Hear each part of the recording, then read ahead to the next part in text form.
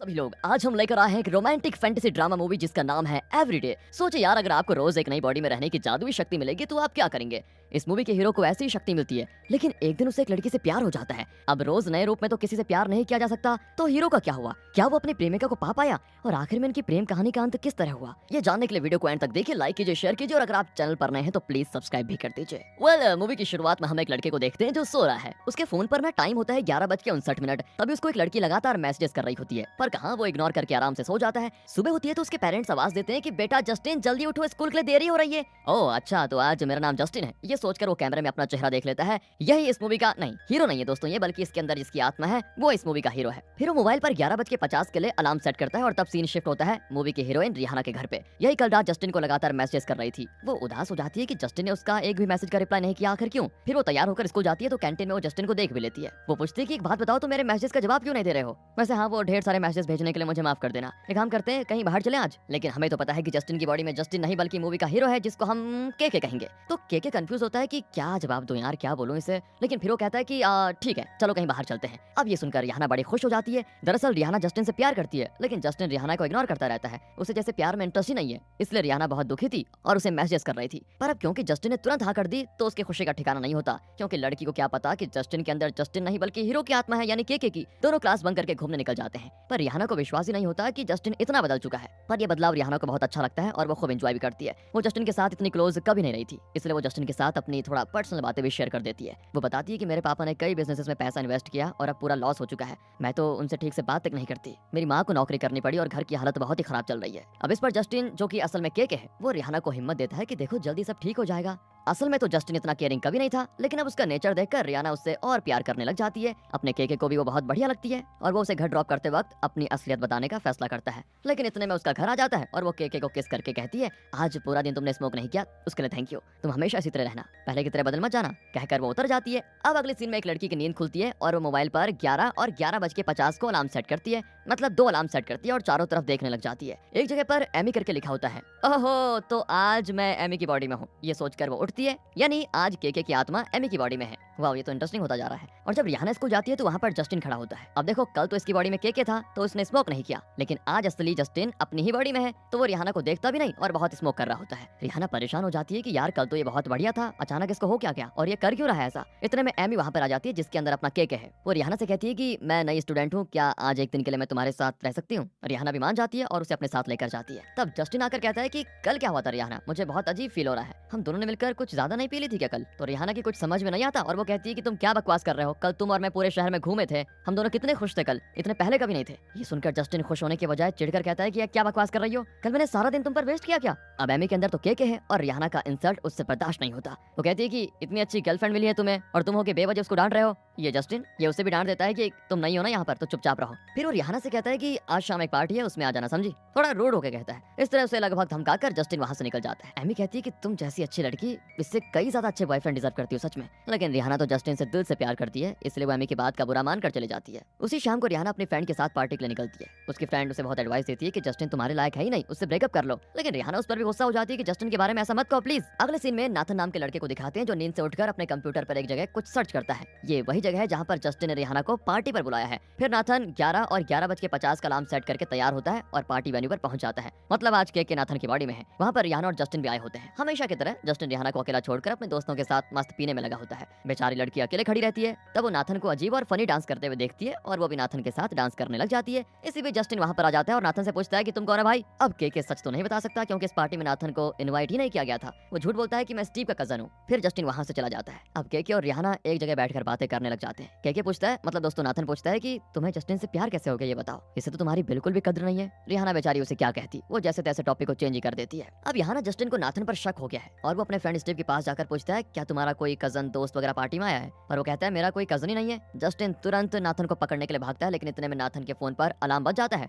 और वो जरूरी काम का बहाना करके वहाँ से निकल जाता है। वो अपनी कार निकाल ही रहा होता है कि तभी जस्टिन और उसके फ्रेंड्स उसकी कार पर पत्थर फेंकने लग जाते हैं और ग्लास ही टूट जाता है उसका। अगले दिन दिखाते हैं तो के एक नए लड़के की बॉडी में होता है। यहाँ स्कूल के स्टूडेंट्स एक न्यूज वीडियो को देख रहे होते हैं जिसमें नाथन बताता है कि मुझे नहीं पता कल रात में हाईवे पे कैसे पहुंचा। मुझे लग रहा था कि मेरे शरीर को कोई भूतिया शक्ति कंट्रोल कर रही है। बेचारे को क्या पता कि उसके अंदर के था। जस्टिन रिहाना को वीडियो दिखाता है। अब रिहाना भी बहुत कंफ्यूज होती है कि ये चल क्या रहा है। फिर वो अपनी फ्रेंड को बताती है, मुझे तो नाथन बहुत अजीब लगा लेकिन फनी भी था। ऊपर से आज सुबह मुझे एक अननोन नंबर से मैसेज आया कि मुझे एक सच बताना है, प्लीज लाइब्रेरी आ जाओ। रिहाना भी लाइब्रेरी जाकर बैठ जाती है तो उसके सामने एक लड़की आती है जो बताती है मैं के हूँ। दरअसल पहले दिन जस्टिन की बॉडी में, फिर एमी की बॉडी में और कल रात नाथन की बॉडी में मैं तुमसे मिलती रही। मैं रोज एक नई बॉडी में रहता हूँ। मेरा अपना कोई रूप नहीं है, मैं एक आत्मा हूँ। रिहाना बहुत गुस्सा हो जाती है कि तुम प्रैंक कर रहे हो क्या, और ये प्रैंक करने का टाइम है कोई, मुझे तुम्हारी कोई भी कहानी नहीं सुननी। कहकर वो जाने लग जाती है। लेकिन तब वो लड़की कहती है कि तुम्हें याद है जब मैं जस्टिन की बॉडी में था तो तुमने मुझे अपनी फैमिली के बारे में बहुत ही पर्सनल बात बताई थी जो शायद तुमने कभी किसी को नहीं बताई। और ये सुनकर रिहाना चौंक जाती है। लेकिन वो कहती है कि जरूर जस्टिन ने तुम्हें बताया होगा, आइंदा तो मैं अब जस्टिन को भी अपनी पर्सनल बात नहीं बताऊंगी। अगले दिन वो जस्टिन को डांटती है कि तुमने मेरी पर्सनल बात किसी और को क्यों बताया। लेकिन जस्टिन कहता है कि अरे मुझे खुद तुम्हारी कोई पर्सनल बात नहीं पता, मैं किसी और को क्या बताऊंगा। वैसे आज शाम को मेरे घर आओगी क्या। रिहाना मना करके चली जाती है। तभी उसको एक अननोन नंबर से मैसेज आता है कि अरे अब तो मेरा विश्वास करो, ये के का ही मैसेज है जो रिहाना को एक रेस्टोरेंट में आने के लिए मैसेज करता है। रिहाना उसी रेस्टोरेंट में जाती है तो वहाँ पर एक आदमी उसे बुलाता है। आज के इस आदमी की बॉडी में है दोस्तों। वो बताता है कि मैं बचपन से ये करता आ रहा हूँ, मतलब हर रोज मैं एक नई बॉडी को अपनाकर एक दिन के लिए उसकी बॉडी में जीता हूँ। इस वजह से मैं उनकी मेमोरीज को भी देख सकता हूँ। लेकिन दिन के अंत में जब मैं वो बॉडी छोड़ता हूँ तो उस एक दिन मैंने उस बॉडी में जो क्या होता है वो सब मिटा देता हूँ, लेकिन कुछ ही मेमोरीज को मैं उसकी बॉडी में छोड़ देता हूँ। अब रिहाना का सर चकराने लग जाता है कि ये आदमी बोल क्या रहा है। वो के से कई सवाल करती है जिनका के आराम से मस्त जवाब दे देता है। फिर के अपना फेसबुक पेज दिखाता है जिसमें उन सब लोगों की फोटोज होती है जिनकी बॉडी में के एक दिन रहा था। रिहाना अब भी मानने को तैयार नहीं होती और चली जाती है। अब वो नाथन से मिलती है जिसके माइंड में के की कुछ मेमोरीज छोड़ी गई है। वो बेचारा तो सोच बैठा है कि उसके अंदर कोई बुरी शक्ति है जो एक दिन के लिए उसको अपने कब्जे में ले चुकी थी। रिहाना उससे पूछती है कि एक बात बताओ, उस रात की कोई बात तुम्हें याद है क्या, प्लीज बताओ ना। वो कहता है हाँ, मुझे लगा कि मैं किसी पार्टी में था और फनी सा डांस कर रहा था, फिर मैं अपनी जान को बचाकर वहाँ से भागा, मुझे ऐसा याद है। ये जरूर किसी भूत का काम है जिसने मेरा फोन यूज किया और मेरी फोटोज क्लिक करके अपने फेसबुक और इंस्टा पेजेस में पोस्ट कर लिया। उसमें एक एक्वेरियम का फोटो भी था जिसमें वो भूत किसी और के रूप में था, और हाँ उस फोटो में तुम भी थे, राइट। रिहाना को धीरे धीरे अब इस बात पर यकीन होने लग जाता है, लेकिन वो यकीन करना नहीं चाहती। इसी कंफ्यूजन में अगले दिन वो स्कूल जाती है तो एक लड़की रिहाना को घूरने लगती है। रिहाना उससे पूछती है क्या तुम के हो। वो कहती है हाँ, लेकिन तुम्हें कैसे पता चला मैं के हूँ। रिहाना कहती है कि तुम्हारी नजर से मैं पहचान गई। के कहता है कि अब तो तुम्हें मेरी बात पर यकीन हो गया होगा ना। रिहाना कहती है यकीन हुआ तो नहीं, लेकिन अगर यही सच है तो मानना ही पड़ेगा, कल मिलेंगे। ये कहकर के चला जाता है। पूरा दिन रिहाना अपना मोबाइल चेक करती है कि के उसे कब मैसेज करेगा और किस रूप में उससे मिलेगा। आखिर उसे मैसेज आ ही जाता है कि सिटी लाइब्रेरी पहुंच जाओ। रिहाना बड़ी खुश होती है और सिटी लाइब्रेरी पहुंच जाती है। आज के विक नाम के एक ट्रांसजेंडर की बॉडी में होता है। वो बताता है कि 6 साल से मैं ऐसी ही लाइफ जी रहा हूँ, रोज एक नई बॉडी में रहता हूँ, लेकिन मैं ये बात किसी को बता नहीं सकता, और अगर बताऊंगा भी तो न जाने क्या सोचेंगे लोग, इसलिए मैंने कभी किसी को कुछ नहीं बताया। यही मेरी लाइफ है यार। अब बातों ही बातों में पता है रिहाना के कैरेक्टर को बहुत पसंद करने लग जाती है और दोनों किस भी करते हैं। अगले दिन जब के उठता है तो सौभाग्य से रिहाना की बॉडी में होता है। ओह ये तो और भी इंटरेस्टिंग हो गया। अब ये जानकर बड़ा खुश होता है कि अब वो रिहाना के बारे में बहुत सारी अच्छी चीजें जान पाएगा। वो तैयार होकर स्कूल जाता है तो वहाँ पर रिहाना का बॉयफ्रेंड जस्टिन उसे किस कर देता है और कहता है कि आज तुम कुछ ज्यादा ही खूबसूरत लग रही हो, चलो बाहर चलते हैं। अब रिहाना की बॉडी में तो के है। वो गुस्से में कहता है कि तुम ना तो मेरे बारे में कुछ जानते हो और ना ही जानना चाहते हो, तुम्हें मेरी पसंद नापसंद का जरा भी ख्याल नहीं है, तुम्हें तो सिर्फ नाम के वास्ते गर्लफ्रेंड चाहिए थी ना, लेकिन मुझे तुम्हारी कोई जरूरत नहीं है, आइंदा मुझसे बात करने की भी कोशिश मत करना, ये बात याद रखना। और ये कहकर रिहाना मतलब अपना के वहाँ से चला जाता है। जस्टिन की भी कुछ समझ में नहीं आता कि रिहाना को अचानक क्या हो गया। पहले तो वो ऐसे कभी बात नहीं करती थी। दूसरी ओर के रिहाना के पापा के पास जाता है और उनसे बात करता है। दरअसल आपको याद होगा रिहाना ने कहा था कि वो अपने पापा से ठीक से बात नहीं करती, इसलिए के बाप बेटी में सुलह करवाना चाहता है। रिहाना के पापा भी खुश होते हैं कि बेटी उनसे गुस्सा नहीं है, पर आज भी सारी बातों को के एक पेपर में लिख कर रख देता है ताकि जब कल रिहाना इस लेटर को पढ़े तो समझ जाए कि जब के रिहाना की बॉडी में था तो क्या क्या हुआ। अब अगली सुबह रिहाना उसके लेटर को पढ़कर बड़ी खुश होती है। अब उसे न सिर्फ विश्वास है कि के एग्जिस्ट करता है, बल्कि वो उससे प्यार भी करने लग जाती है। इसलिए आज तो वो हिम्मत जुटाकर जस्टिन से ब्रेकअप कर ही लेती है और उस मोबाइल को कॉल करती है जिससे के ने आज उसे मैसेज किया था। आज वो एक नई बॉडी में होता है और दोनों एक लंबी ड्राइव पर निकल जाते हैं। फिर वो एक वुड हाउस में रुकते हैं जहाँ बहुत ही खूबसूरत जगह होती है। दोनों बहुत ही क्लोज हो जाते हैं और यहीं पर वीकेंड्स बिताने का फैसला करते हैं। अगले दिन जब रिहाना जागती है तो के नहीं होता, क्योंकि वो आज किसी और की बॉडी में होगा ना, इसलिए।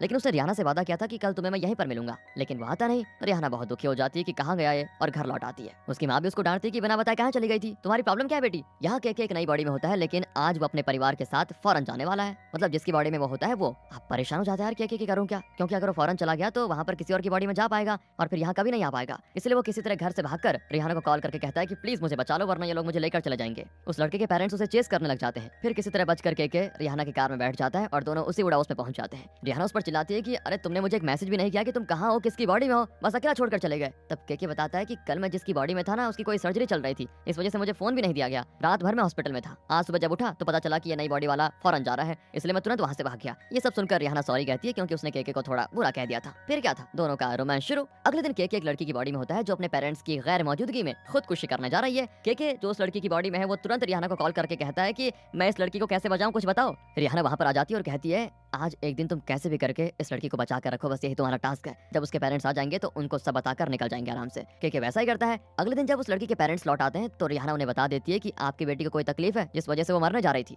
एक काम करिए आगे से उसका ख्याल रखिए। ये कहकर रिहाना वापस चली जाती है। और दोस्तों आज के एलेक्स नाम के एक लड़के की बॉडी में है जो रिहाना का फ्रेंड है। के उसकी मेमोरीज को देख पाता है और समझ पाता है कि एलेक्स बहुत ही अच्छा लड़का है, लेकिन उसमें हिम्मत की कमी है। के रिहाना को ये सब बता देता है। फिर दोनों कई जगह घूमते हैं और बहुत एंजॉय भी करते हैं। उस दिन ना एलेक्स का बर्थडे होता है तो एलेक्स की माँ ने उसके लिए एक स्पेशल डिनर बनाकर रखा होता है, लेकिन एलेक्स तो रिहाना के साथ घूम फिर कर लौट आता है, जिसकी वजह से उसकी माँ बहुत नाराज भी हो जाती है कि इतनी लेट क्यों आए। कहती है कि तुम्हें अपना बर्थडे भी याद नहीं है बेटा, तुमने ये भी नहीं सोचा कि माँ तुम्हारे लिए कितना कुछ बनाकर बैठी होगी। क्योंकि बहुत ही गिल्टी फील करता है कि इस तरह दूसरों की बॉडी में रहकर उनकी लाइफ में मैं मुश्किलें पैदा कर रहा हूँ, ये ठीक नहीं है। वो रिहाना से कहता है कि मैं बहुत बड़ी गलती कर रहा हूँ, मुझे दूसरों की बॉडी को यूज करके उनकी लाइफ में ये गड़बड़ी नहीं करनी चाहिए, कोई बदलाव नहीं लाना चाहिए, इसका मुझे कोई हक भी नहीं है। पर रिहाना कहती है कि इसमें तुम्हारा कोई दोष नहीं है। पर के कहता है मैंने तो ये भी नहीं सोचा कि मुझसे प्यार करके तुम्हारी लाइफ का क्या होगा, मैं रोज एक नई बॉडी में रहूंगा तो तुम मुझसे प्यार कैसे कर पाओगे बताओ, हर दिन एक नए रूप से कोई प्यार कैसे कर सकता है। अगर हमारा रिश्ता आगे बढ़ा तो हमारे बच्चे तो होंगे, उनका क्या होगा, इस बारे में सोचा है कभी? हमारा रिश्ता आगे नहीं बढ़ना चाहिए वरना मेरी वजह से तुम्हारी लाइफ भी कंफ्यूजन में चली जाएगी। कहकर बहुत इमोशनल हो जाता है। रिहाना के भी कुछ समझ में नहीं आता कि क्या करे।